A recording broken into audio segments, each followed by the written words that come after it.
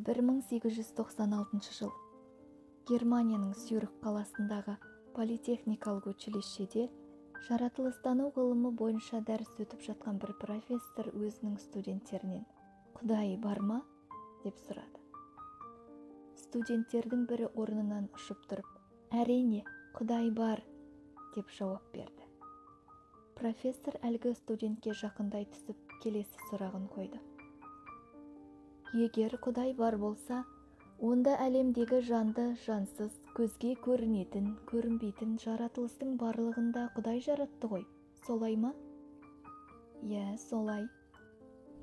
Адам бойындағы мейірім, иман, ізгілік, махаббат сезімдерінде Құдай жаратқан ба?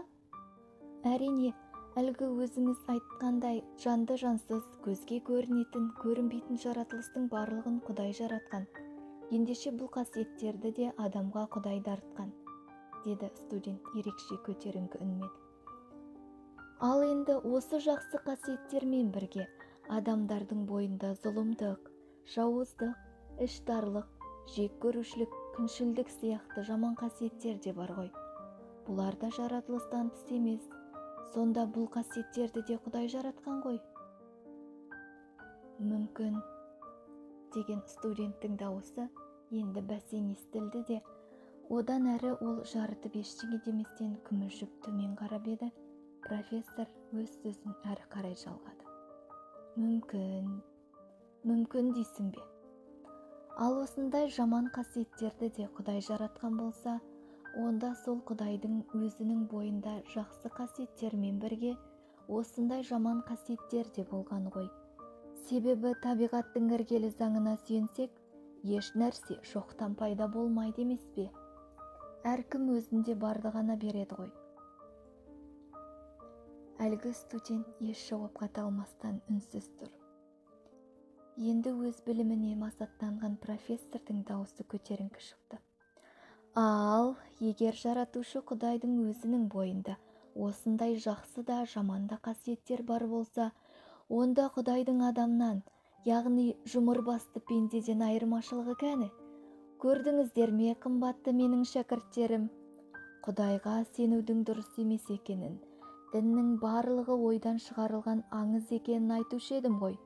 Соны мен бүгін міне, сендерге тағы да дәлелдеп тұрмын.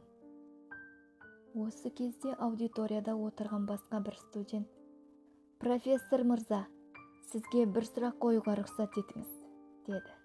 «Әлбетте. Табиғатта суық деген жаратылыс бар ма?» «Әрине бар. Сен немене, мүлдем тоңып көрмегенбісің?» Аудиториядағы өзге студенттер ду күлді. Оны елемеген жас жігіт сөзін жалғады. «Қателесесіз, профессор мырза. Табиғатта суық деген жаратылыс жоқ. Тек жылу деген жаратылыс бар. Жылу оттан пайда болады, яғни жылуды тудырушы көз ол от. Ал суық ештеңеден пайда болмайды. Суықты тудырушы көз табиғатта жоқ. Суық деген ұғымды адамдар жылудың жоқтығынан немесе жылудың аздығын сипаттау үшін қолданады.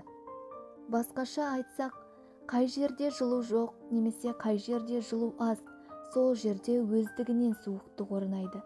Жаратылыстағы қай нәрсенің де бар екенін оның энергиясымен өлшейміз. Ал физика ғылымында жылу энергетикасы деген өлшем бар. Суықтың энергетикасы деген өлшем жоқ қой. Демек, суық деген жаратылыс жоқ. Енді профессор үнсіз қалды. «Тағы бір сұрағым бар», деді жас жігіт. «Табиғатта қараңғылық деген жаратылыс бар ма?» «Бар, әрине. Түн деген қараңғылық емес пе?» Бұл жолы профессордың жауабы сенімсіз естілді.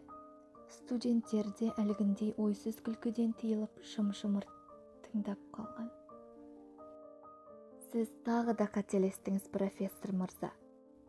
Табиғатта қараңғылық деген жаратылыс жоқ. Тек жарық деген жаратылыс бар. Жарықты тудырушы табиғи көз бар, ол от. Ал қараңғылықты тудырушы көз жоқ. Қараңғылық неден пайда болады? Қай жерде жарық жоқ немесе аз, сол жерде қараңғылық орнайды. Қараңғы деген ұғымды адамдар жарықтың аздығын немесе жоқтығын сипаттау үшін қолданады.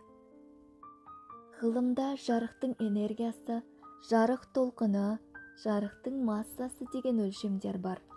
Ал қараңғылықтың энергиясы, массасы деген өлшемдер жоқ. Олай болса, қараңғылық деген жаратылыс та жоқ. Ал енді әлгі сіздің сұрағыңызға жауап берейін. Зұлымдық, жауыздық, іштарлық, тағы да басқа толып жатқан жаман қасиеттерді Құдай жаратқан жоқ. Құдай отты жаратты. Оттан тарайтын жылу мен жарық сәулені жаратты. Адам бойындағы мейірім мен махаббатты жаратты. От жоқ жерде өздігінен суықтық пен қараңғылық орнайтыны сияқты, қай жерде махаббат жоқ, қай жерде мейірім шапағат жоқ, қай жерде адамның адамға деген ізгі қарым-қатынасы жоқ, қай жерде имандылық жоқ, сол жерде зұлымдықта, жауыздықта, арамзалықта, ұятсыздықта, іштарлықта, күншілдікте өз-өзінен пайда болады. Әлгі профессор боп-боз болып сазарып, көзін бір нүктеден алмастан, үнсіз меңіреу күйде орнынан қозғалмай қалды. Ал профессорға ұтымды жауап берген жас студент кейіннен әлемге әйгілі ғұлама болған, салыстырмалық теориясын ашқан, фотоэффект құбылысын ашқан, физика ғылымы бойынша 300-ден астам еңбектер жазған Альберт Эйнштейн болады.